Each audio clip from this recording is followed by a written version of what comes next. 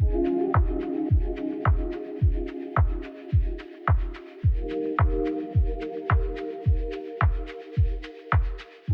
buenas tardes a todos. Muchas gracias por estar aquí. Después de siempre de la parte del cóctel siempre hay alguna pérdida.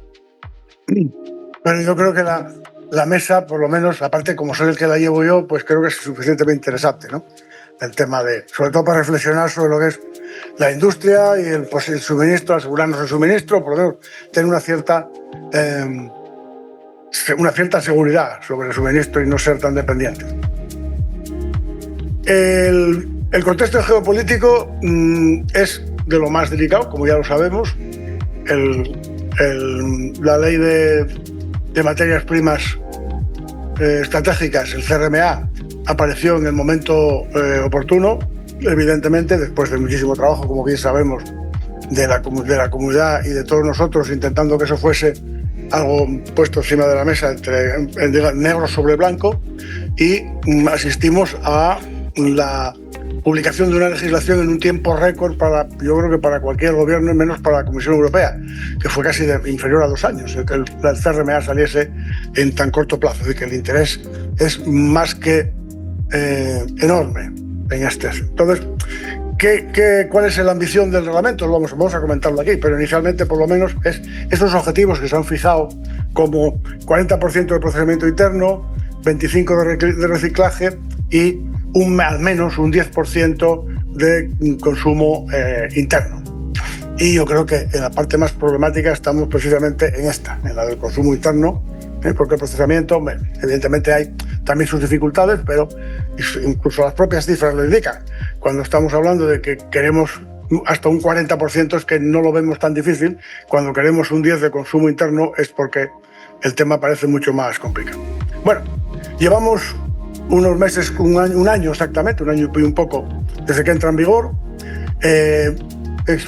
Ya se han certificado, digamos, 47 proyectos estratégicos por la parte de Europa, 7 de ellos aquí en España, 6 de extracción y 1 de reciclado. Y se ha puesto en marcha también, por supuesto, el BOAR de materias primas, que es el que de alguna manera está organizando, centrando esto desde Europa. Y la pregunta que nos cabe y la pregunta que estamos viendo en nuestras entrevistas con los proyectos estratégicos españoles, ya llevamos 4 o 5, César, ¿no? Bueno, entonces, estamos viendo eso. ¿Está cumpliendo el CRMA las expectativas previstas? ¿Las va a cumplir? Tenemos esa percepción de que las va a cumplir. Tema de autonomía, diversificación, circularidad, etc.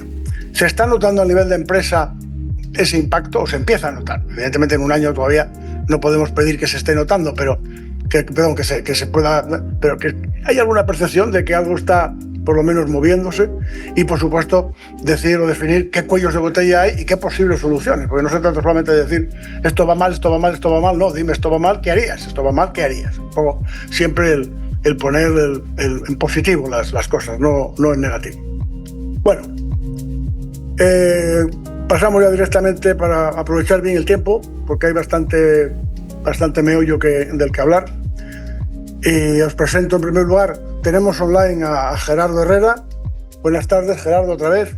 Hola, buenas tardes. Es ingeniero de minas, es doctor ingeniero de minas por la UPM Madrid y lleva más de 2 décadas de experiencia en el Instituto Geológico y Minero, y ahora está destacado en la Comisión Europea dentro de lo que es la unidad de la DG GROW de Industrias Intensivas en Energía y Materias Primas, y ha sido uno de los participantes más activos en el desarrollo del CRMA.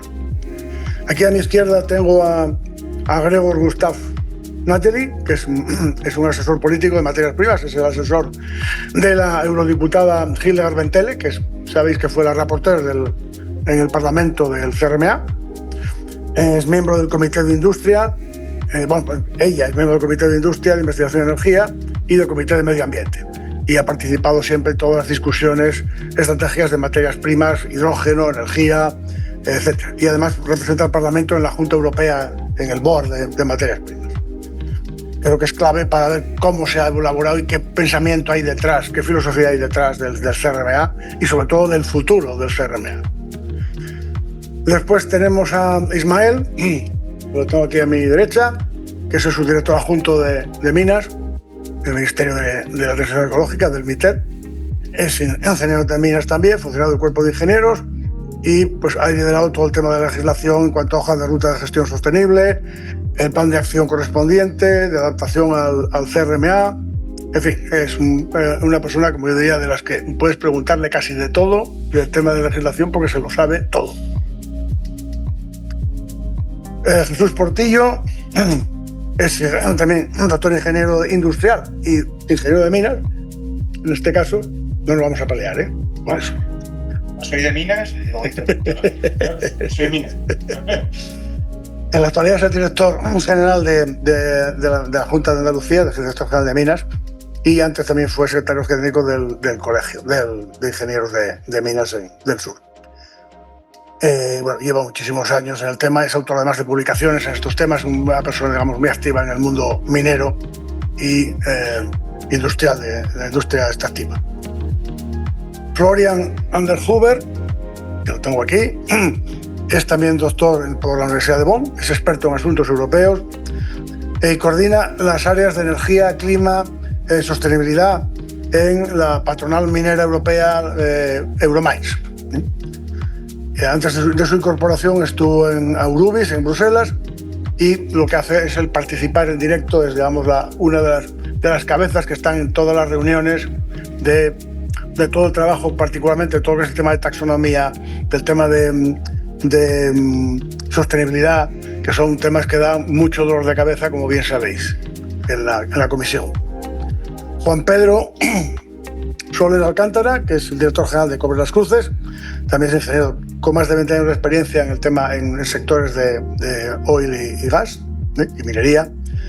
Lidera desde el 19 Las Cruces, que es una de las compañías mineras más relevantes del país, y precisamente uno de los 7 proyectos estratégicos es de Cobre Las Cruces. Es decir, que tenemos para poder preguntarle, bueno, ¿qué siente?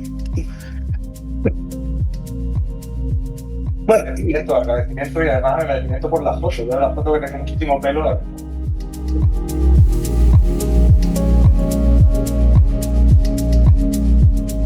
Yes. Thank you. Bueno, entonces, mi idea es, ya os he hablado con cada uno de vosotros, pero os insisto, por favor, contestar las preguntas en 4 o 5 minutos como mucho, porque tenemos muchas preguntas y quiero que nos dé tiempo a todo, que hay mucho enjundia, como decía antes. Y voy a ir haciendo una pregunta para que no sea un tema aburrido de hablando siempre el mismo, una pregunta a cada uno, más o menos relacionada con lo que pueda decir la anterior o en relación, todo va a estar más o menos en relación.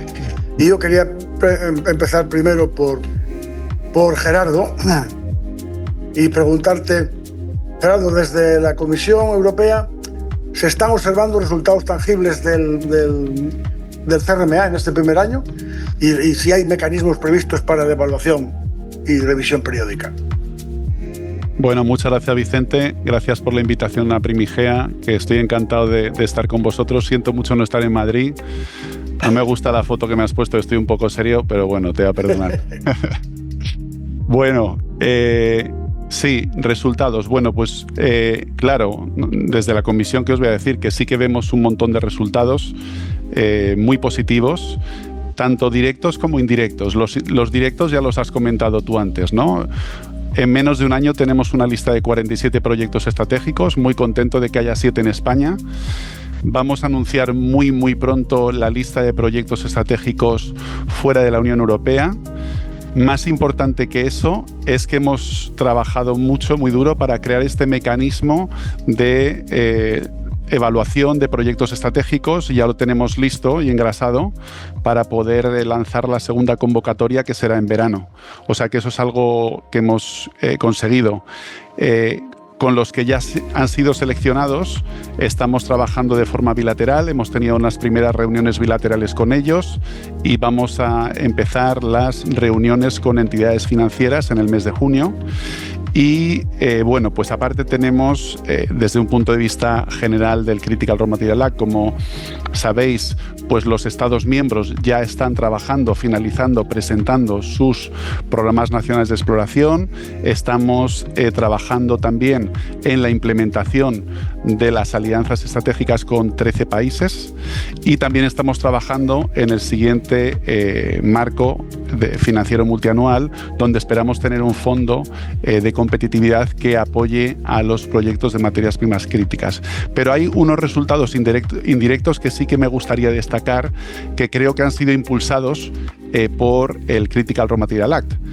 El BEI, el Banco Europeo de Inversiones, ha anunciado una nueva iniciativa de Critical Raw Materials por la cual va a financiar este año proyectos de Critical Raw Materials por 2 billones de euros. O sea que finalmente el BEI se ha puesto las pilas y está decidido a crear un grupo de trabajo en este tema y además de un grupo de trabajo crear un pipeline, un grupo de proyectos a financiar. O sea que esto es algo muy positivo.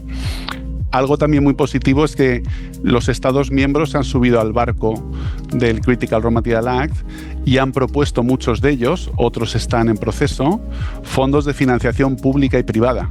Estamos hablando de países como Francia, Alemania, Italia, Irlanda, Holanda, que han propuesto estos fondos de financiación público y privado para poder apoyar proyectos de Critical Raw Materials. Por ejemplo, Francia creo que son 2 billones de euros, de los que 500 millones son de financiación pública. Y además han creado una figura de coordinación interministerial que depende del presidente, como que esto es algo realmente importante para el Estado de Francia. O sea que esto es algo importante. Y por ejemplo también en el ámbito de los bancos y agencias públicas de financiación, países como Suecia y Finlandia han modificado los mandatos de sus agencias a la exportación al crédito para no solo apoyar la exportación de tecnología, sino también que su industria pueda importar materias primas críticas. O sea que estamos viendo que en torno al Critical Raw Materials estamos implementando, hay un montón de artículos que podría decir cómo estamos avanzando, pero también hay una serie de beneficios indirectos que se han producido por la existencia de Critical Raw Materials y cómo todos los Estados miembros están empujando para ello, ¿no? O sea que eso es algo que me gustaría destacar como un resultado importante en este primer año. Luego me preguntabas sobre los mecanismos para la evaluación, ¿no? Si no recuerdo mal. Bueno, pues aquí tenemos claramente, como creo que has dicho en tu introducción, el Consejo de Materias Primas Críticas, que es Comisión, Estados miembros y observadores del Parlamento Europeo, que nos permiten ver cómo estamos implementando. Y para ello hemos creado los 6 subgrupos de trabajo que tenemos para poder ver cómo estamos progresando pues, en los distintos temas. Aceptación pública, financiación, circularidad, exploración, stockpiling, monitorización y, por supuesto, el desarrollo de los proyectos estratégicos. No sé si me he extendido demasiado o sigo. No, porque voy a aprovechar, porque tenía otra pregunta para ti y así aprovecho ahí. Has hablado de los 13 proyectos, de las 13 firmas de países, tercer países. ¿Qué soporte financiero va a haber para trabajar con estos países? ¿Te refieres a las alianzas estratégicas? Las alianzas estratégicas, sí. Vale, bueno, pues aquí los elementos de financiación que he comentado antes, como es por ejemplo la financiación que ha anunciado el BEI, el Banco Europeo de Inversiones, de 2 billones para 2025 y más que seguirán, o la financiación que están abriendo los Estados miembros a través de sus agencias de exportación al crédito o agencias de desarrollo, son directamente aplicables a las alianzas estratégicas. Pero eso sería, como digo antes, pues esfuerzo de Estados miembros. Pero desde el punto de vista de la Comisión, tenemos la estrategia Global Gateway. La estrategia Global Gateway que desarrolla la Dirección General de Cooperación Internacional, que el acrónimo es DG INPA. Esta estrategia ha marcado como una de sus prioridades apoyar las políticas prioritarias para la Comisión Europea, como son las materias primas críticas. Entonces van a utilizar o ya están estructurando este programa para apoyar proyectos de Critical Raw Materials en terceros países. ¿Cómo lo van a hacer? Pues ya han empezado a trabajar en 3 ejes fundamentales que me gustaría destacar. O sea que ya se está movilizando inversión para ello. El primero, Se está financiando apoyo a las delegaciones de la Unión Europea en cada uno de estos 13 países para que las delegaciones que no cuentan con el conocimiento técnico puedan identificar y evaluar proyectos estratégicos de materias primas críticas para la Unión Europea. Esta sería la primera. Y esto se está haciendo con el apoyo de las EITs, EIT Raw Materials, EIT InnoEnergy. 2. Se están financiando misiones comerciales en las que estamos llevando a industria europea y a banca pública y privada europea a ver posibles proyectos de financiación en estos terceros países, pero no solo desde un punto de vista de la inversión en un proyecto concreto, sino también desde el punto de vista de los offtakes, de poder hacer compras de materias primas que puedan ser importantes para nuestras capacidades de refinado y transformación de la Unión Europea. Y también estamos apoyando la cooperación entre servicios geológicos de Europa y de América Latina para investigar, innovar y sobre todo para esa parte de exploración en materias primas críticas y impacto ambiental de la minería. Pero además, todo lo que estamos desarrollando para apoyar los proyectos estratégicos en Europa, en cuanto a financiación, sería aplicable a los proyectos estratégicos que seleccionamos fuera de Europa, ¿no? En los terceros países. Perfecto, muy bien, ya te tengo hechas 2 de las 4 preguntas que tengo para hacerte, así que vamos bien. Bueno, entonces, ahora con este marco que ha puesto Gerardo, yo voy a preguntarte a Ismael, ¿cuáles son las iniciativas principales que se han desarrollado en España desde el gobierno para implementar ese reglamento, ese CRMA? Bueno, en primer lugar, lo que hay que decir del reglamento es que es de aplicación directa al Estado español. No es necesaria per se una implementación, no hay que transponer ninguna directiva, es de directa aplicación al reglamento. Sí que es cierto que en coordinación con nuestros compañeros de industria y dada la semejanza que hay entre el reglamento en CIA y el reglamento CRMA, sí que se está tramitando un proyecto de Real Decreto para la mejor implementación del reglamento. Por ejemplo, cómo suministramos la información a la Comisión Europea, pues organización interna de la Administración General de Estado y con las comunidades autónomas para ver cómo nos gestionamos esa información y cómo tenemos que suministrarla a la Comisión.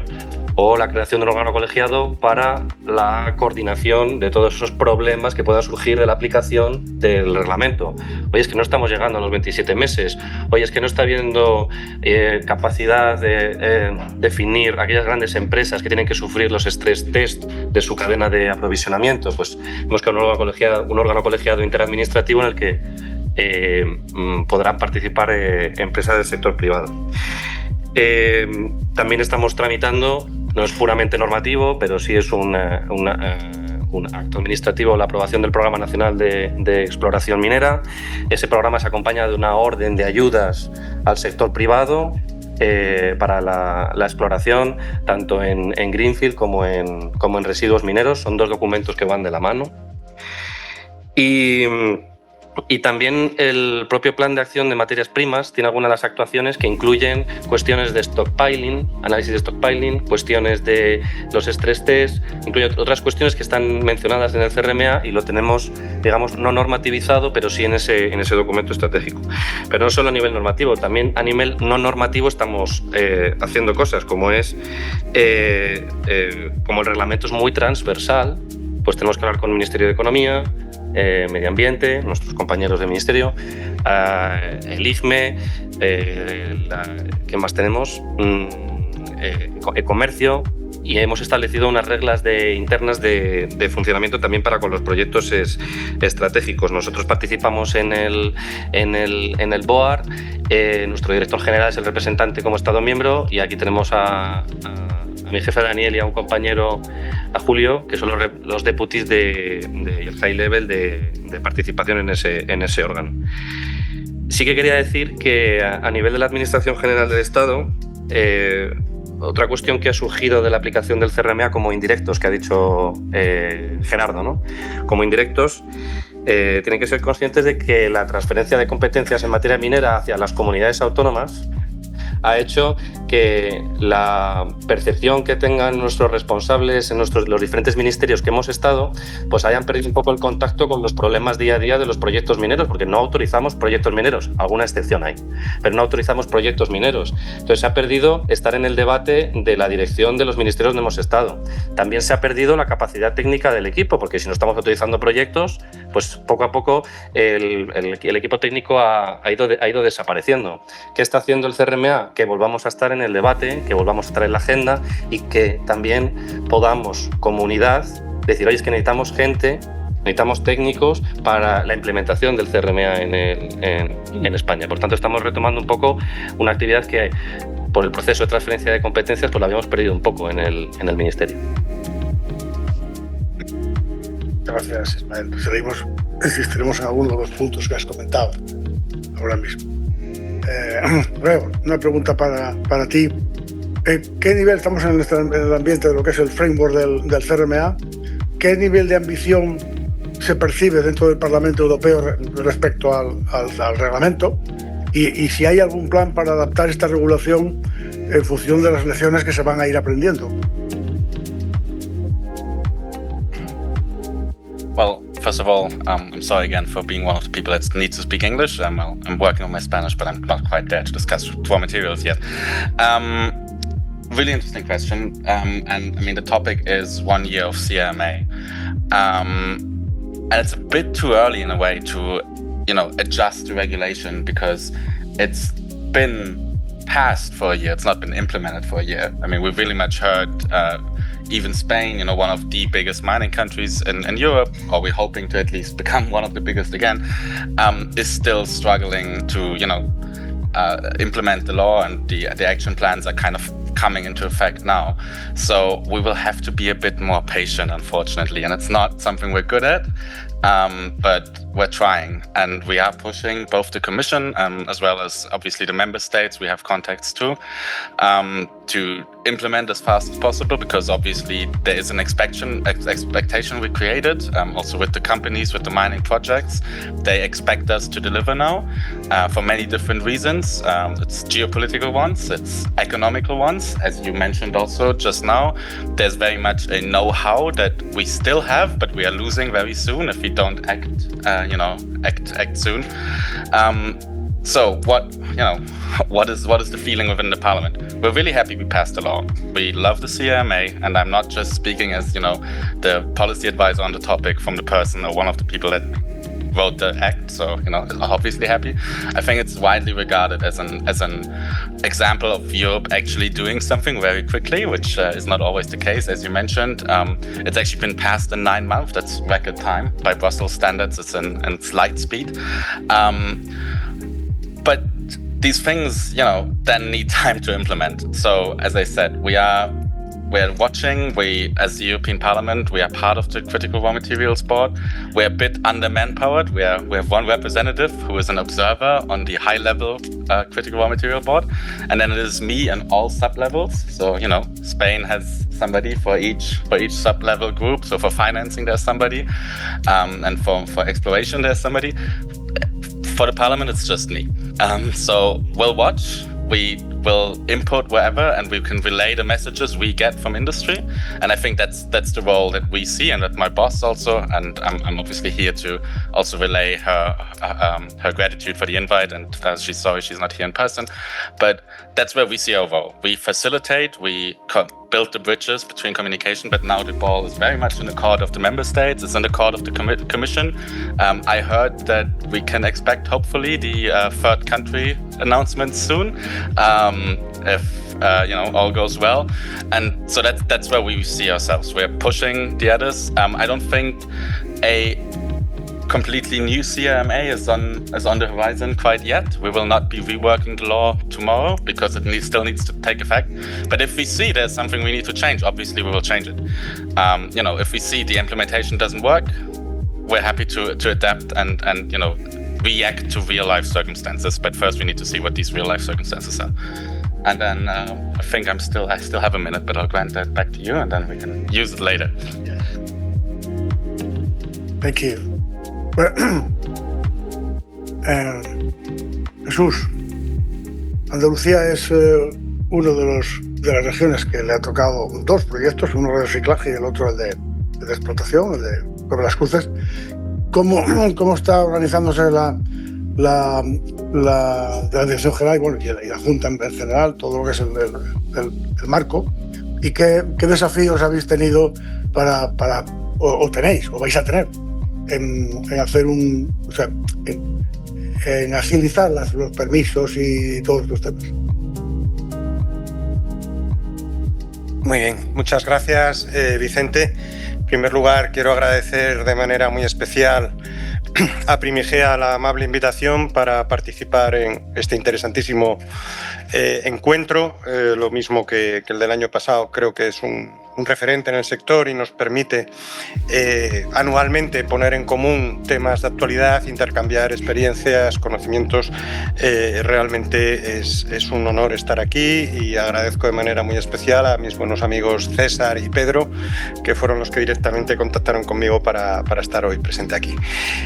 Comentabas, Vicente, que Andalucía cuenta en su territorio con 2 de los 7 proyectos estratégicos declarados como tales en España, y cómo nos estábamos adaptando y organizando para manejar la tramitación asociada a estos proyectos. Bueno, a ver, hay que tener presente que las características de ambos proyectos son sustancialmente diferentes. En un caso estamos hablando de un proyecto que combina la extracción y el procesamiento del mineral, y en otro caso estamos hablando de un proyecto de reciclaje. Si no me falla la memoria, además creo que es el único que hay en España de reciclaje. Son ámbitos muy diferentes. En el caso de un proyecto de reciclaje, y bueno, están aquí Macarena y José Miguel, si digo cualquier barbaridad que me tiren de las orejas, estamos hablando de un proyecto propio del ámbito industrial, con todo lo que yo llevo aparejado en términos de desarrollo de la actividad en términos regulatorios. Tenemos que tener bien presente que el ámbito industrial es un ámbito eminentemente liberalizado, con lo cual el proceso administrativo es mucho más liviano. En el caso concreto del proyecto circular de Atlantic Copper, esencialmente, la actuación de la Junta de Andalucía se ha sustanciado en 2 elementos. La agilización en el ámbito propio nuestro de la tramitación, pero que se concretaba exclusivamente en la tramitación ambiental, además una modificación de una autorización ambiental integrada previamente existente, con lo cual siempre una modificación es una cuestión más simple que una autorización nueva en origen. Y por otro lado, hemos puesto también a disposición de Atlantic Copper las ayudas que modestamente la Junta de Andalucía puede aportar para este tipo de cuestiones. Centrándonos en la primera de las cuestiones, la relativa a la autorización, la modificación de la autorización ambiental integrada, comentaba Macarena que el proyecto fue asignado a la unidad aceleradora de proyectos y, si no me falla la memoria, se resolvió en 8 meses. Creo que es un tiempo más que razonable para la resolución de un procedimiento de estas características. ¿Cuál es, a mi entender, el principal punto de fortaleza de la unidad aceleradora de proyectos? Aparte de la dedicación exclusiva a esa tarea y con independencia y sustantividad organizacional propia, yo destacaría la composición pluridisciplinar de sus integrantes. Un minuto. El hecho de tener un conjunto de funcionarios con mucha experiencia que provienen de ámbitos diferentes y tienen una visión integral complementaria es muy útil para poder identificar los cuellos de botella y poder resolver de manera eficaz los problemas complementándose. Y respecto a las ayudas, decir que en el caso concreto se aplicó los incentivos complementarios que dota la Junta de Andalucía con fondos propios autofinanciados de los incentivos económicos regionales, y lógicamente esto siempre un instrumento de fomento industrial. Por no dejar la otra pata descubierta, la que planteé, 30 segundos, en el caso del proyecto de Cobre Las Cruces es un proyecto que ya está autorizado, con lo cual desde el punto de vista autorizatorio no tenemos que hacer nada. Yo creo que aquí entra más en juego, tal vez, y habría que preguntárselo a Pedro, la componente de posible financiación que pueda obtener Cobre Las Cruces de la declaración del proyecto estratégico. Y el resto de cuestiones pues ya más adelante las abordamos. Muchas gracias. Por referencia, pues Pedro, desde el punto de vista y como empresas que te comentaba al empezar, como empresa que tiene un proyecto designado como estratégico, ¿qué habéis visto vosotros, que habéis notado de mejora con ese nombramiento, con esa calificación? Y que, digamos, qué apoyo ha sido básico hasta ahora? A todos, y muchísimas gracias a Primigea y a COE por invitar a Cobre Las Cruces a esta mesa y aportar nuestro granito de arena. El Cobre Las Cruces, puntualizar, pues se ha comentado esta mañana, Daniel lo ha comentado, es un proyecto de extracción y es un proyecto de refinado, combinado, las dos cosas juntos. Esta mañana se ha hecho mucho hincapié en si había proyectos de procesamiento y de refinado en España. Yo creo que este es un buen ejemplo que persigue refinar 4 metales, ¿no? El cobre, el zinc, el plomo y la plata, y además con un mercado completamente dentro de España. Se ha comentado mucho la necesidad de generar valor añadido dentro de la Unión Europea, dentro de España, y yo creo que este es un punto clave, el poder tener toda la cadena de valor dentro de nuestro país, ¿no? Habiendo hecho esa puntualización, ¿cómo percibimos nosotros los beneficios de haber sido proyecto estratégico? Bueno, realmente la definición de proyecto estratégico vino hace no más de 2 meses, con lo cual hace muy poco y no ha dado tiempo de que se vean unos beneficios tangibles y reales de ser proyecto estratégico. Sí es verdad, como ha comentado Gerardo, que ya hemos tenido reuniones con la Comisión Europea que son muy alentadoras, que nos muestran que puede ser realmente beneficioso para el proyecto, y estoy convencido de que junto con la Comisión Europea, junto con las administraciones regionales y nacionales, pues en breve se materializará algunos de los temas que para nosotros son importantes. Por ejemplo, el punto de contacto único. Este es un tema que creo que es importante. Se ha comentado esta mañana mucho sobre la simplificación administrativa, y aunque Jesús bien dice que nuestro proyecto está autorizado, un proyecto minero está siempre vivo, tiene una vida muy larga. Los permisos que ya ha conseguido Cobre Las Cruces son los principales, los 2 ambientales, la I y la U, el proyecto de explotación y la concesión de aguas. Pero esto hay que revisarlo, tiene que haber actualizaciones, después tiene que haber un permiso de construcción, tiene que haber licencias municipales, hay modificaciones de proyectos. Por lo tanto, el tener un punto de contacto único donde todas las administraciones se coordinen y se simplifique la comunicación es realmente fundamental, es muy, muy importante. Otro tema que pensamos que puede ser de gran importancia para el proyecto es entender bien cuál es el estatus legal que va a significar que el proyecto, al ser estratégico, sea un proyecto prioritario. Esto significa que va a ser de interés público superior.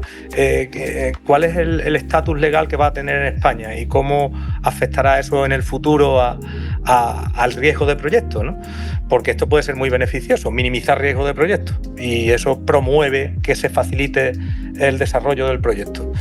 Y por último, como bien apuntaba Jesús, nosotros ahora mismo en lo que estamos más interesados, porque tenemos los permisos principales, es en ver, en evaluar cuáles son las líneas de financiación del proyecto. Y bueno, ya Gerardo comentaba, por ejemplo, acaba de comentar el tema del BEI, que parece súper positivo, y esperemos que haya otros. El proyecto ya tiene incentivos regionales con el complemento de la Junta de Andalucía, y también tiene una subvención por energías, por ahorro energético, Y bueno, ese es un buen punto de partida y desde luego pues pensamos algo más, ¿no? Aparte de estas cuestiones que son tangibles, yo sí quiero hacer hincapié en algo que estamos viendo desde Cobre las Cruces como muy positivo. Me sobran 10 segundos. Que es, y que son intangibles, pero que para los inversores y para el sector son importantes, que es el ser proyecto estratégico ha visualizado el proyecto en la sociedad en general, le ha dado relevancia y eso ayuda a mejorar el entendimiento del proyecto por la sociedad en general. El permiso social, nosotros creemos que hemos trabajado muy bien el permiso social en nuestro entorno local, pero el ser proyecto estratégico hace que ese permiso social crezca a nivel regional o nacional y eso es muy beneficioso también. El que la sociedad comprenda mejor el papel estratégico que tiene la minería y la metalurgia en nuestro país y en su bienestar, ¿no? Y yo creo que todo esto pues son intangibles, pero son importantes para los proyectos.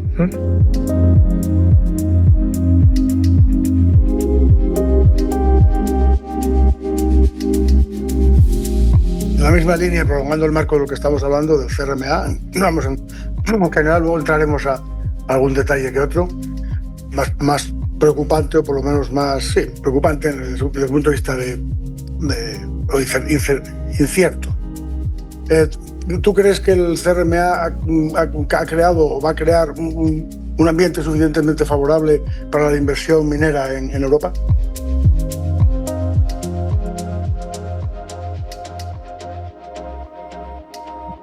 If you want a very short answer, I would say yes, it will. The CRMA is a very well-rounded legislation. It's a legislation that was not very politicized in the negotiations between the Parliament and the Council and within the Parliament, which only indicates that there is a very, very strong need to have this legislation in place. So, and I think this is and it was a bellwether. It was a starting gun for a lot of other initiatives that came then afterwards. In the latter report, critical raw materials are featuring. In the Draghi report, there's an entire chapter on critical raw materials. We have a competitiveness compass where they are also mentioned. So we are. So it was a starting gun that translated into a lot of different initiatives, and what we see too in Europe, but also then in international fora, there is a much more renewed interest in the European mining sector and the potential that we have to extract our own raw materials. So now we're in the implementation phase. Not everything is clear yet at the moment. This will take still some time. But what we didn't need to see during this implementation phase, what are the points where we can then de-bottleneck? How can we, and I'm sorry, Gerardo, you said a lot about the access to capital and finance, but we had a translation problem, so I didn't really understand everything you said. I did it in purpose. Thank you. No, but for example, access to finance for early stage or junior mining projects. This is something that's getting related back to us very often for junior miners that have interesting projects but are fearful to not be able to receive funding or to have capital. Then on the other hand, it's also the role of the banks and the capital providers themselves. So with all of the interest that is around to finance raw material value chains in Europe, do we have European banks and capital market participants that still have the capacity to analyze those projects in this way? This is beyond the legislation of the Critical Raw Materials Act, but it is like one of those stumbling blocks where we would need some action then now in the future when it comes to the implementation phase. One really good step forward is the widening mandate of the EIB to also look into and to fund extractive projects here, and also the EBRD mandate that is was widened now for the next decade, essentially, to fund raw materials projects and elsewhere. So with these elements in place, My hope is, I would say, that and with the critical raw materials, the strategic project list that was published, that investors are now drawn into Europe. Not all kind of investors, but investors from the Western world, from the G7 countries, from those with whom that we share our values, to give some starting help to fund these projects and to bring them off the ground.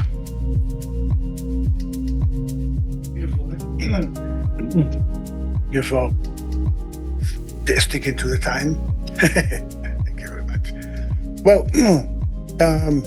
vuelvo otra vez sobre Ismael. Y ahora vamos a ver una parte de... Antes que pare, un paro.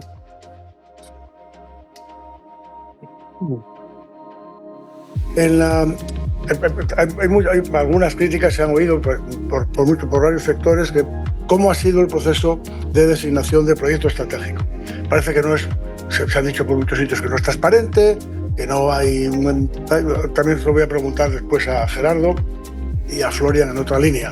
Entonces, ¿cuál es la opinión, cuál es la visión que se tiene desde España de este proceso de designación? Y si el sector privado y los gobiernos regionales han estado en ese proceso. En primer lugar, el proceso administrativo de declaración de estratégico no está desarrollado en el reglamento.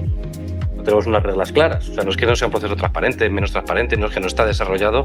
Literalmente me pongo la gorra de funcionario, y vamos leyendo paso por paso y tiene muy poquitos pasos la declaración de estratégico, ¿no? Entonces, al igual que la aplicación del reglamento para otras cuestiones, la aplicación para la declaración de estratégico es un learning by doing. Y nos hemos enfrentado también a una primera atacada.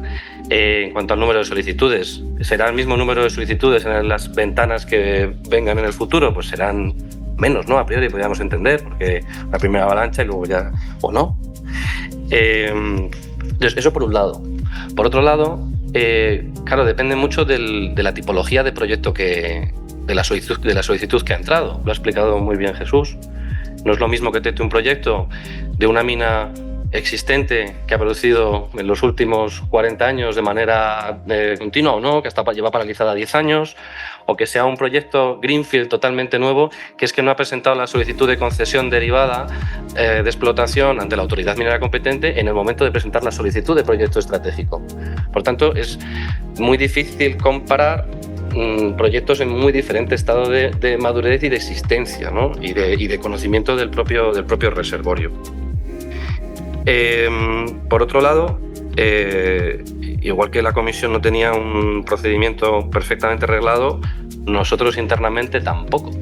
Lo que hemos tenido ha sido una colaboración muy positiva de las direcciones generales de minas, de los servicios de minas de las comunidades autónomas donde se han presentado los proyectos, y de alguna de las solicitudes, no de todas las empresas. Entonces, nosotros en el Ministerio no hemos entendido que empresas que hayan presentado una solicitud a proyecto estratégico, sabiendo que el representante en el BOAR es el director general de Energía y Minas del Ministerio, no haya venido a contarnos el proyecto, porque si nosotros no estamos en el día a día del proyecto, pues no tenemos la suerte de conocerlos al detalle como los conoce la Dirección General de Minas de Andalucía, de Extremadura o de la Xunta de Galicia, ¿no?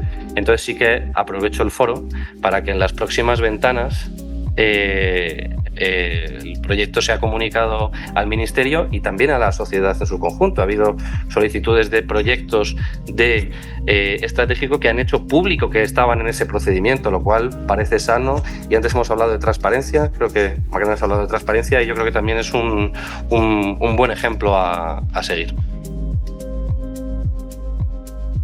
Muy bien, esa línea. Vamos con la pregunta a Gerardo.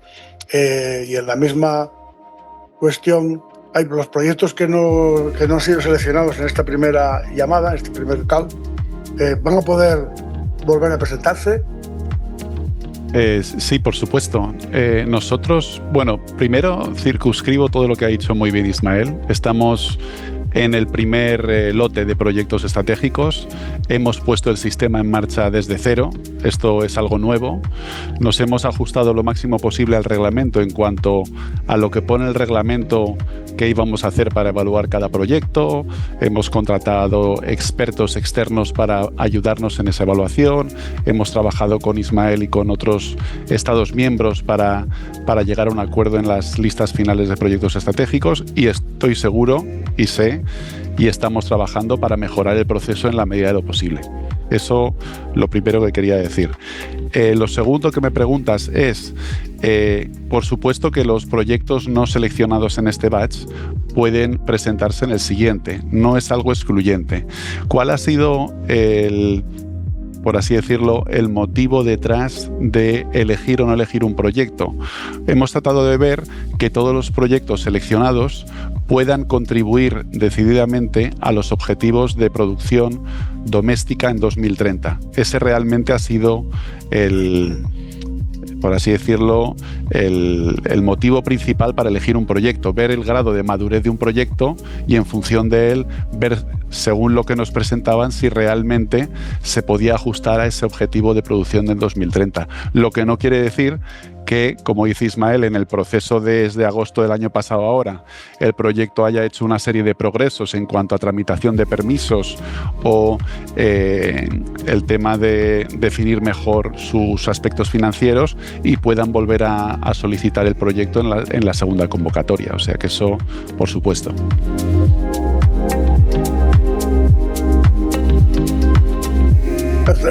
Está claro el tema. Hay unas ciertas dudas a lo largo de lo que es la selección del proyecto. También nos queda la pregunta clave, que es ¿se ha informado a los proyectos no elegidos por qué no se les ha elegido? Se ha hecho una realimentación. Una pregunta muy corta, nada más, no quiero que me... Nada más. Sí, no me voy a enrollar, Vicente. Sí. En el proceso hemos informado tanto a los elegidos como a no elegidos y hemos explicado las causas y demás. Gregor, ¿tiene alguna cosa que comentar? Yeah, thank you. I promised before I will, at some point on the panel, say something else and disagree. So this is the place now where I can do that with good conscience.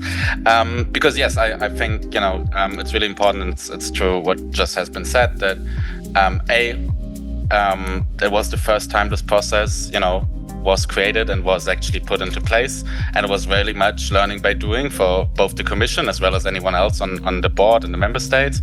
So there will be and was some growing pains. I actually don't know if there's going to be less requests. I know of several projects that waited for the second call or wanted to wait for the second call. So we are hopeful that there is going to be actually a similar, if not bigger number. But we will see. Time will tell. On the transparency and making things public, from a company's point of view, I really much understand why you would not want to make it public. And the issue is that projects that have not been selected for the strategic project are not necessarily bad projects. As we just heard, a lot of them were, for example, rejected because they do not directly contribute or cannot prove they directly contribute to the 2030 goals. These are very soon. These are in 5 years. That doesn't mean we don't want projects that yield results in 6 years, right? We still need these for our overall goals. So if now a company makes public that it applies for the status and then consequently makes public that it didn't get the status because those are obviously publicly announced, it's getting even more difficult to get financial support. It's getting even more difficult to get a social license, which is already something companies are struggling with, even if they get the strategic status, as we just heard. So I know the Commission is very much aware of this. It's just this was the one opportunity where I could publicly disagree and be a nuisance. But this is something we think we need to point out, and also a call on this position. If you are one of the companies that has not been selected, we understand you don't want to get public with the reasons why, but actually we also, as members of the board, don't necessarily know all the reasoning behind it. We know very much for the projects that have been selected, why they have been selected, but we very rarely get feedback on the other ones. If you don't want to reach out to us directly because you are concerned to leaking, maybe reach out to your trade association, reach out to trusted intermediates, and also from trade associations, ask your members, have you applied anonymously, do that, in anonymous surveys, but get us the data. So then going into a second call, going into a third call maybe, or even at some point adapting the CRMA to more fit the reality, that really helps us to do that. Also to have the political mandate to go ahead. Okay, thank you for the explanation. Regarding the same aspects of the selection, en inglés. Mirando para los criterios con los que se han seleccionado los proyectos estratégicos, Florian, se ha utilizado uno de los criterios de valoración, eran los ODS, los ESG, los Objetivos de Desarrollo Sostenible. Se han utilizado para calificar los proyectos estratégicos. Entonces la pregunta es, ¿puede ser eso un obstáculo? Ese tipo de la calificación de los proyectos, uno de los 4 factores de calificación haya sido el análisis de los ODS.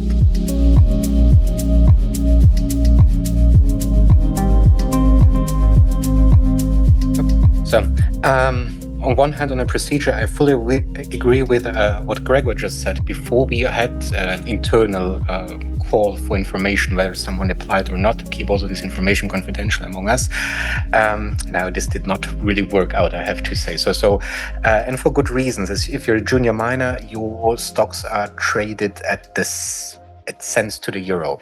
Any kind of bad news of rejection could really be a nail in the coffin of your project in the end. So no, this kind of transparency is not really good. And also it's, again, something that we mentioned in the table before, in the round table. It's also a matter of the trust that we put into the commission and that we put into the regulator, that experts are looking at this and experts are evaluating it along the 4 different dimensions that a project has to fulfill. Now, to your questions on ESG. Look, we pride ourselves in Europe that we are doing it better than the rest of the world. So, and doing it better than the rest of the world means that we are adhering to very high ESG requirements. And we do not want to have some kind of chaotic order, as it was just recently done in the White House by putting 2/3 of a country under a law from the 19th century and permit everything away just because it's there. The decision has to be much more nuanced here. And the point where I want to get at is that when we do it better than the rest of the world, it's also coming at a certain cost. And this kind of cost has to be absorbed somehow in the price that an off-taker is willing to pay. So it takes 2 to tango here.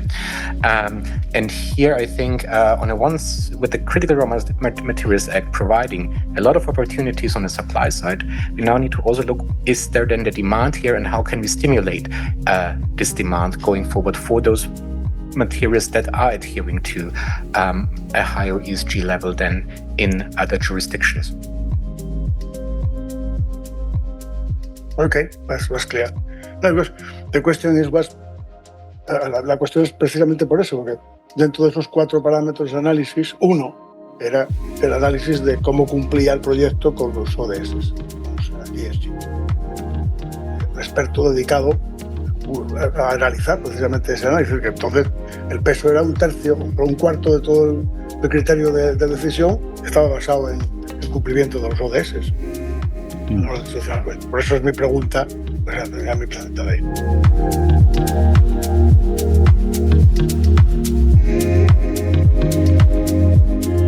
I think I'm not in a position to answer whether this part can make or break a project, or if adherence to it or not can make or break a project. I think Gerardo and Gregor are in a much better position to answer this question. Gerardo. Sí. Vale, tu pregunta es el grado de influencia que tiene el apartado de sostenibilidad en la evaluación de un proyecto estratégico, ¿no? Eso es. Bueno, pues como sabéis, claro, tenemos 4 criterios. Uno, primero, contribución a los objetivos 2030. Otro es la viabilidad técnica. Otro es el aspecto ESG, el aspecto de sostenibilidad, y el tercero, el beneficio que el proyecto nos trae a la Unión Europea, ¿no? Lo que decía antes Juan Pedro del Cross Border Benefit, ¿no? Los beneficios para Europa, que en este caso del Cobre de las Cruces era la cadena de valor integrada en Europa.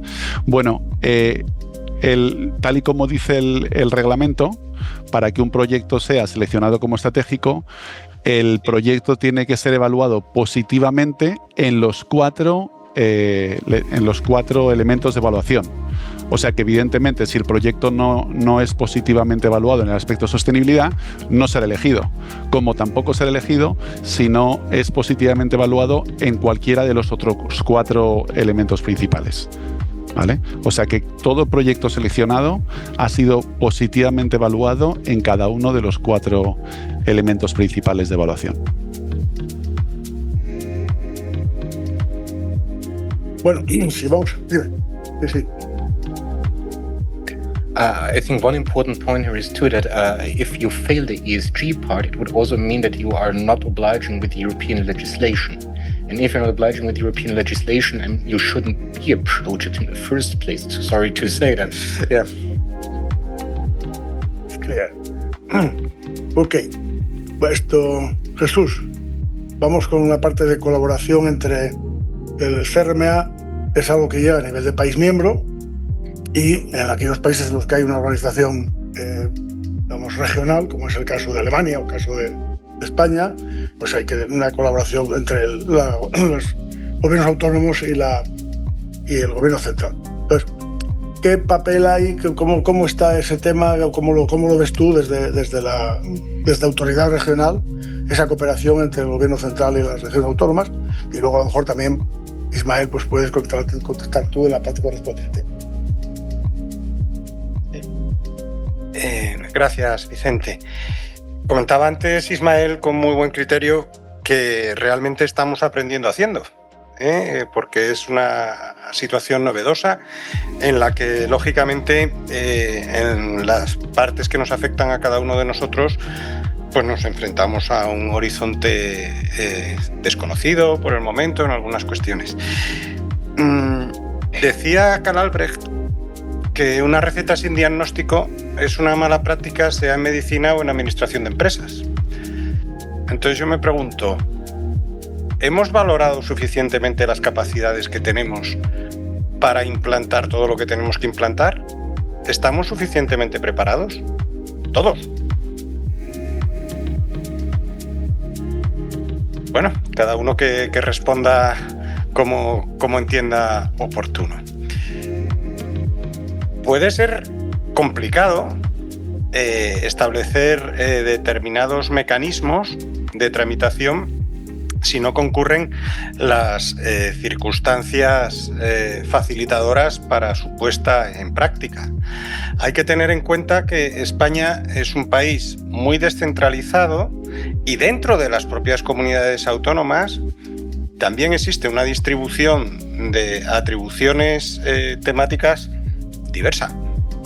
Y si ya metemos en la variable el ámbito municipal, no digamos. Es decir, es un escenario complejo, difícil de manejar, con lo cual yo creo que lo primero es realmente tener ese diagnóstico de capacidades para poder identificar las fortalezas que tenemos y también las debilidades para poder llevarlo a término.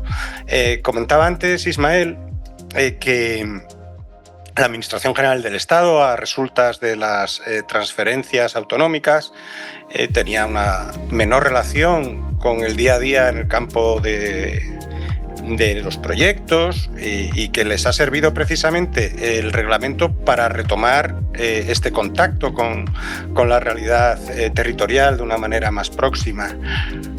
Creo que también se abren otras ventanas de oportunidad para intensificar la colaboración interadministrativa, que evidentemente siempre ha existido, pero que tal vez en el momento actual sea más necesaria si cabe.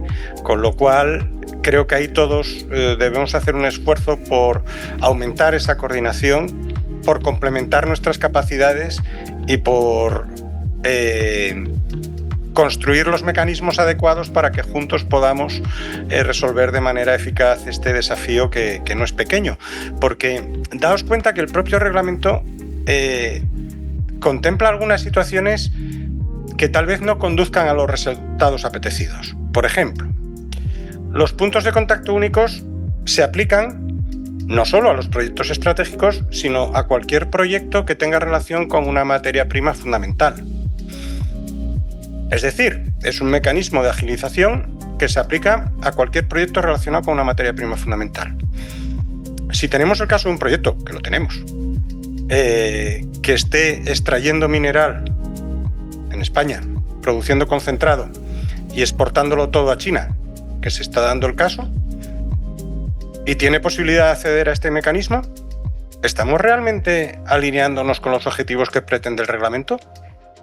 Es decir, que algunas cuestiones creo que aún requieren una reflexión, lógicamente, como en cualquier evolución legislativa en el entorno occidental, afinar algunos detalles y también dotar de mecanismos adecuados. Y lo comentaba Daniel esta mañana, que el propio reglamento establece que se pondrá a disposición de los Estados miembros y de las comunidades autónomas, por ende, los mecanismos adecuados para desplegar las funciones que tienen atribuidas a resultas del reglamento, que muchas veces, lógicamente, esos mecanismos a día de hoy son inexistentes, con lo cual la Comisión también tendrá que reflexionar sobre estos particulares y, lógicamente, establecer las acciones complementarias que resulten necesarias para poder llegar a buen puerto.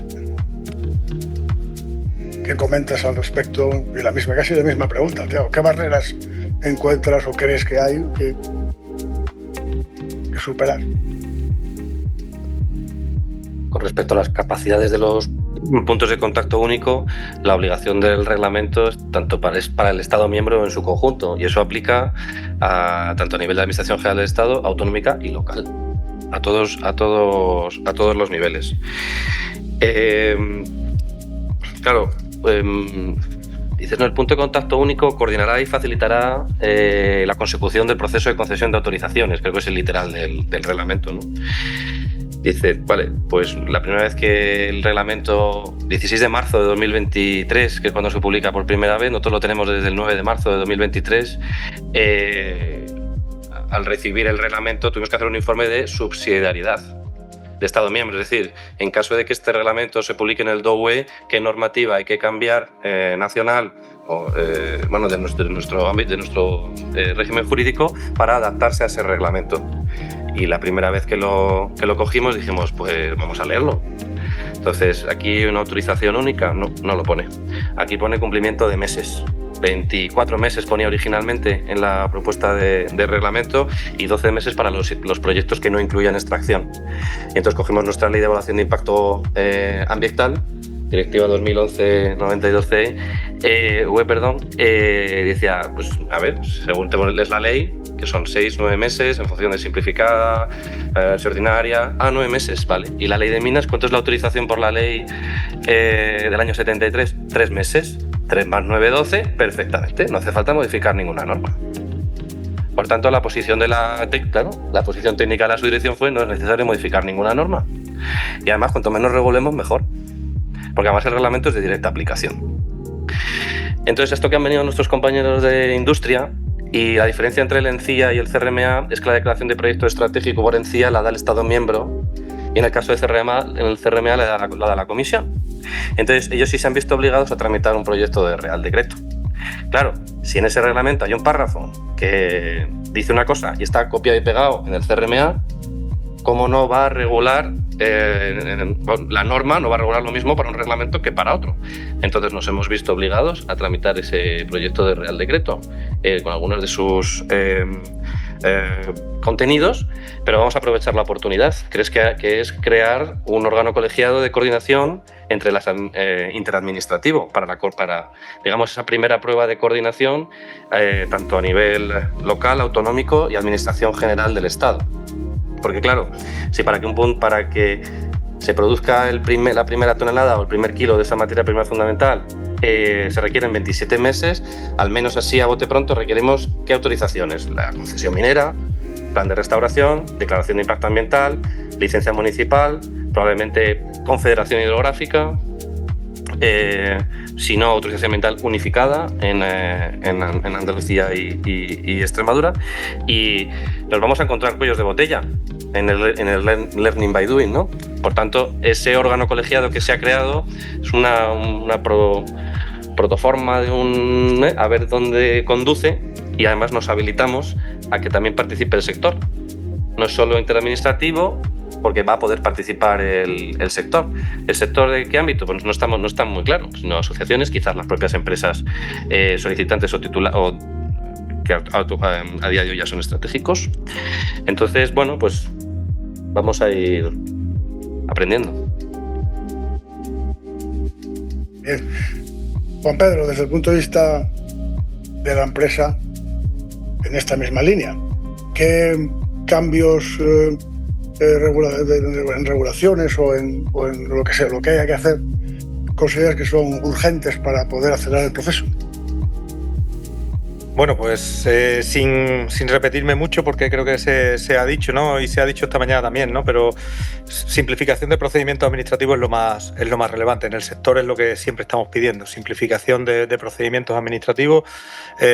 Hay que entender que cuando presentamos los proyectos son complejos, los proyectos de extracción y procesamiento son complejos, y nos encontramos muchas veces con que hay normativa que se pisa, hay normativa que es opuesta en un sitio y en otro, y muchas veces no sabes qué coger, ¿no? Simplificación en este sentido es fundamental. El otro tema que Ismael ha comentado y Jesús también, y me parece fundamental, nosotros las empresas lo vivimos todos los días cuando tenemos que interrelacionarnos con los funcionarios, con los técnicos de las administraciones, que faltan recursos técnicos, faltan recursos personales, falta dotación. Jesús lo comenta muy bien, esto supone un escalón de actividad. ¿Somos capaces de dar respuesta suficientemente rápido a este escalón para ir tan rápido? Pues no lo sé, pero cuando hablas con la delegación de medio ambiente de tu provincia para que te chequee rápidamente un tema, pues hay complicaciones con los recursos, ¿no? Y eso que nosotros en Andalucía estamos en un caso absolutamente favorable, con un soporte total de la Junta de Andalucía. No quiero pensar, porque no lo conozco, cómo puede ser en otro tipo de regiones, ¿no? Y este es un tema fundamental, que además veo que en todas las administraciones coincidís, y nosotros desde las empresas también, lo comentamos mucho en las asociaciones empresariales, ¿no? La integración de competencias, yo creo que es un tema fundamental, pero también veo los comentarios de mis colegas en la mesa y veo que es más complicado de lo que pudiéramos pensar, ¿no? Pero fijaros que están las competencias europeas, las competencias nacionales, las competencias regionales, en nuestro caso son las mayoritarias. Dentro de las regionales tenemos competencias por distintos ámbitos: agricultura y pesca cuando va a dominio marítimo terrestre, tenemos medio ambiente, tenemos industria, energía y minas, tenemos confederaciones hidrográficas que pertenecen a ministerios, después tenemos los municipios. Se están pidiendo plazos muy cortos, y en el café comentaba con algún colega de otra mina cercana que para darle un permiso de un vestuario en un proyecto minero cercano tardaban un año en el municipio en darle el permiso. Entonces, bueno, quiero que todo esté en contexto, y de verdad hace falta un esfuerzo importante por parte de todas las administraciones, ¿no? Y hay un tema que se ha comentado en alguna de las mesas anteriores, pero que me parece fundamental. Si queremos que todo esto llegue a buen puerto o nos acerquemos,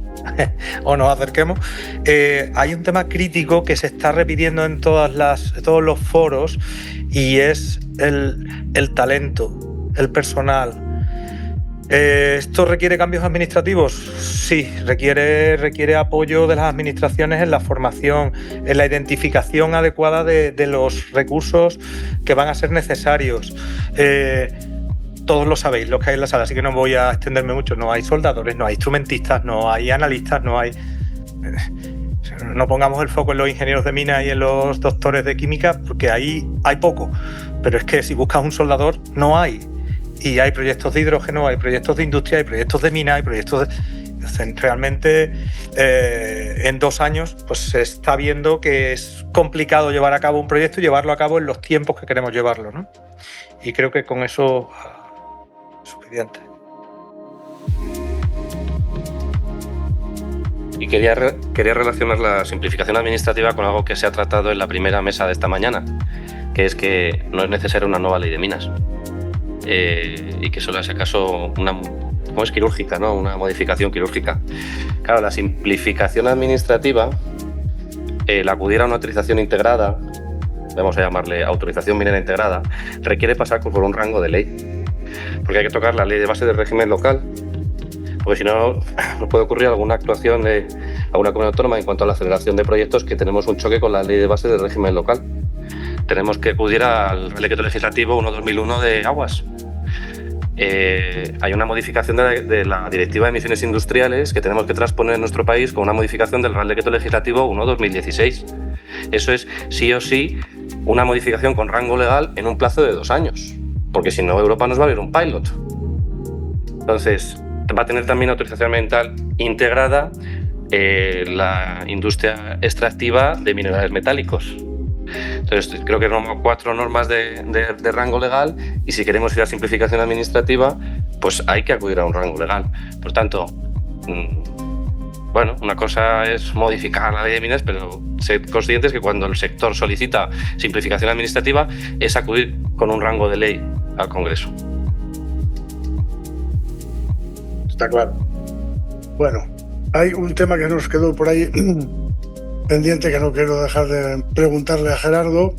En el mes de mayo pasado tenía que haber presentado los Estados miembros la estrategia de exploración, plan estratégico de exploración, para saber qué tiene Europa.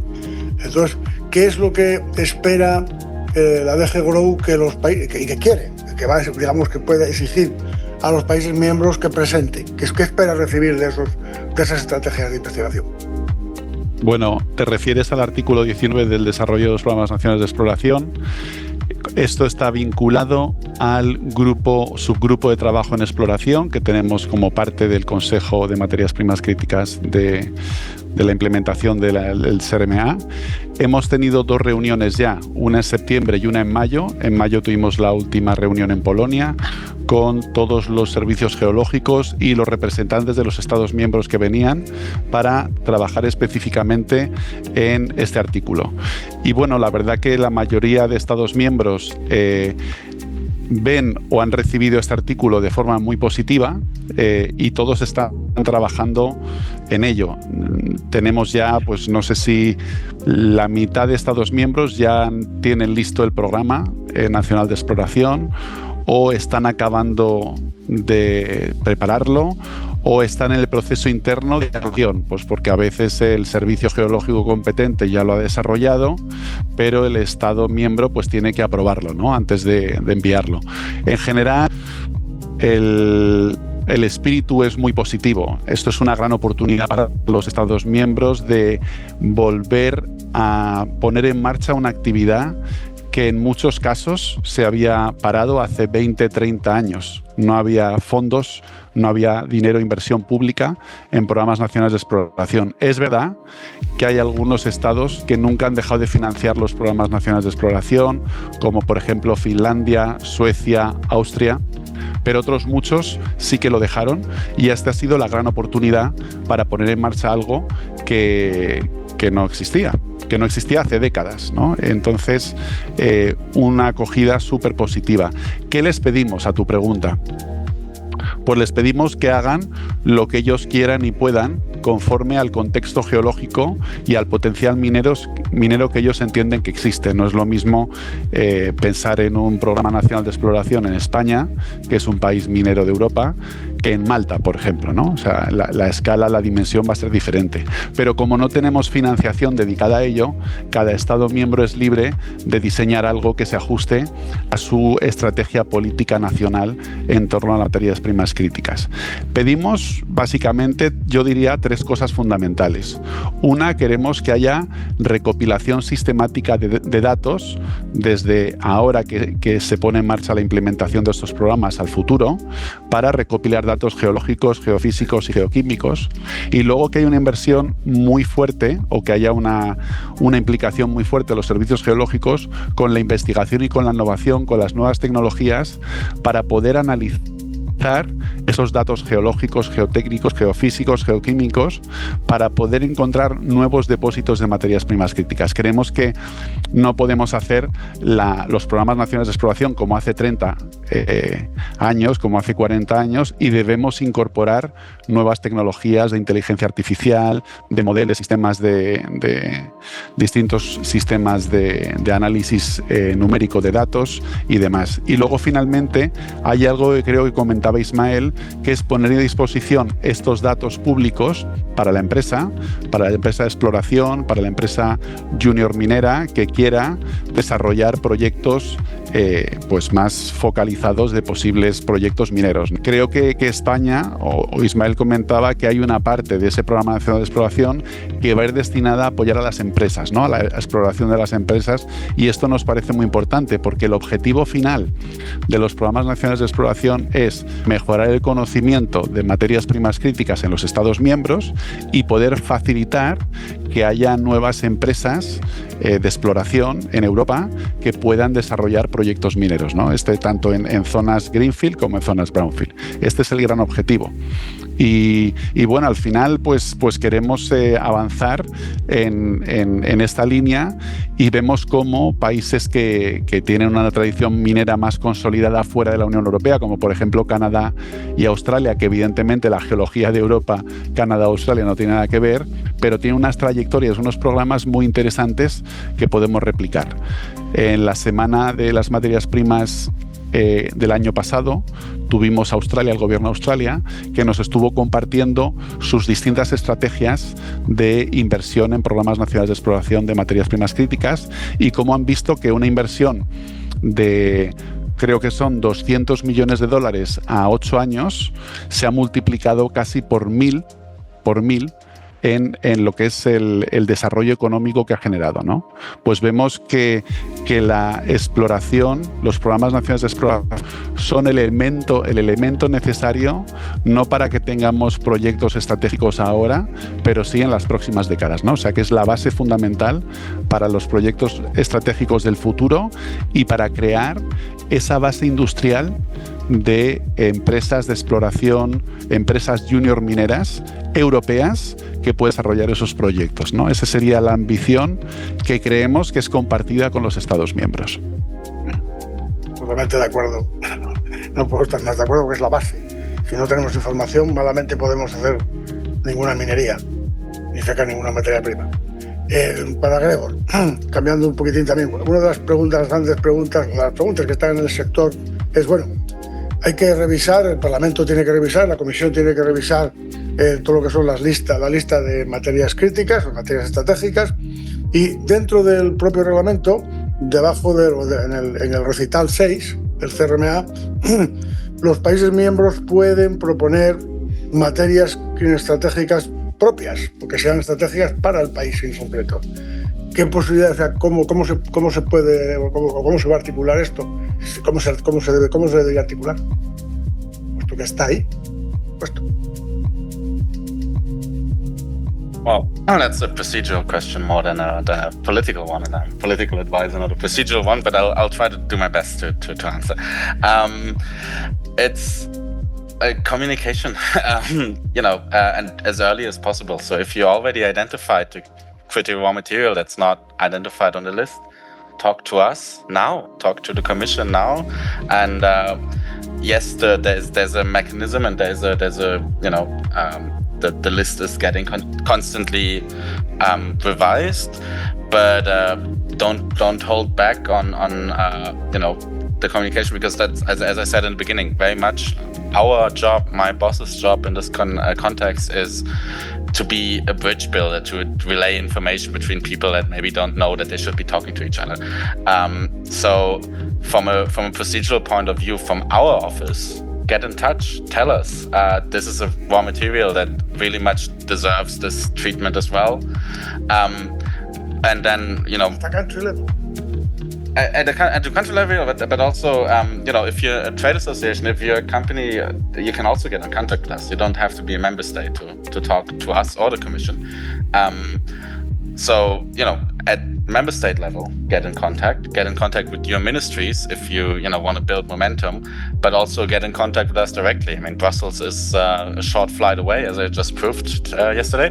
But also there's Zoom. Call us, write us an email, get in contact, inform us, because only then we can actually change things. If you tell us what to. Yeah, I don't know. Yeah. I don't know if you understood my question. The question is, that one member state, for instance, Spain, concludes that some material not in the actual strategic or critical raw materials act is strategic for the country, not for Europe. Mm-hmm. Under the recital 6, number 6, this is this possibility.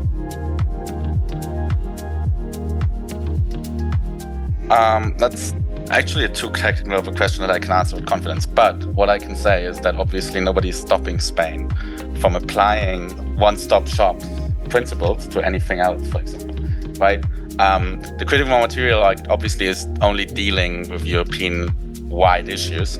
I can't really see, but maybe I'm not as deep in the subject. I can't really see a raw material or foresee raw material that's only critical for Spain, for example. It would most likely be critical to all 27 member states, or at least a significant number of those. But if there is one, nobody's stopping a member state to adapt. If it's affecting a second member state, I don't see why it shouldn't be raised to a European level. But maybe that's where the Commission can come in and say more on that, because I don't see why that would be an issue. Vicente, si puedo completar la respuesta. ¿Sí? Por supuesto. Vale, es que no te digo. Bueno, sí, como cada Estado miembro es libre de proponer lo que considere. Eso, por supuesto, faltaría más. Lo único hay que tener en cuenta que como el reglamento recoge, hay un procedimiento que está en el anexo del reglamento sobre cómo se evalúa y se establece la criticalidad de las materias primas. Entonces, este procedimiento que está en el anexo es el que vamos a seguir. Estamos analizando la importancia económica de cada materia prima para la Unión Europea y su riesgo de suministro para la Unión Europea. Ese es el ejercicio matemático que hacemos.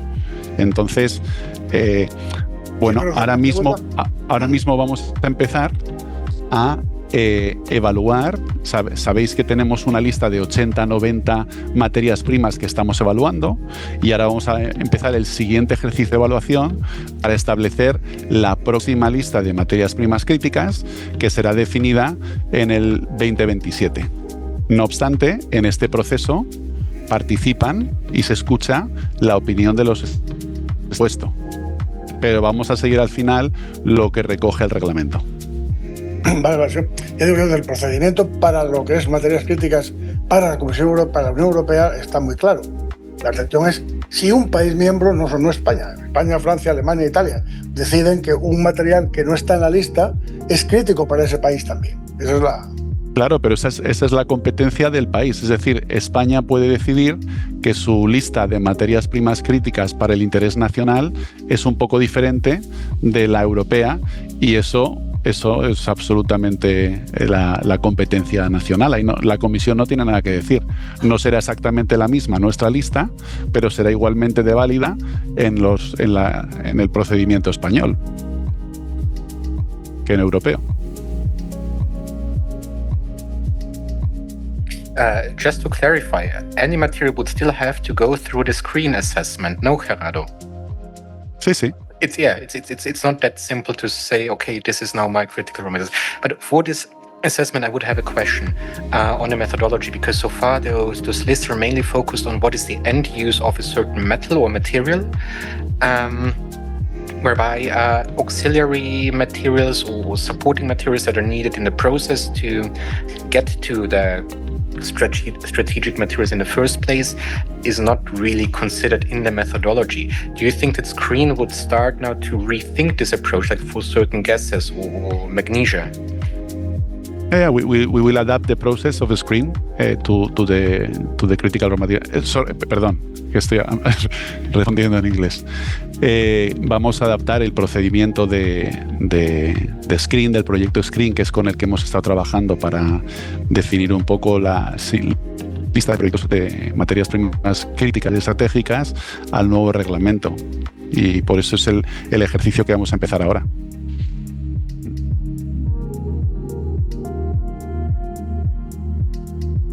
Yo a esta pregunta haría otra pregunta. ¿Cuántos apellidos le hemos puesto a las materias primas? How many last names do you have put to the raw materials?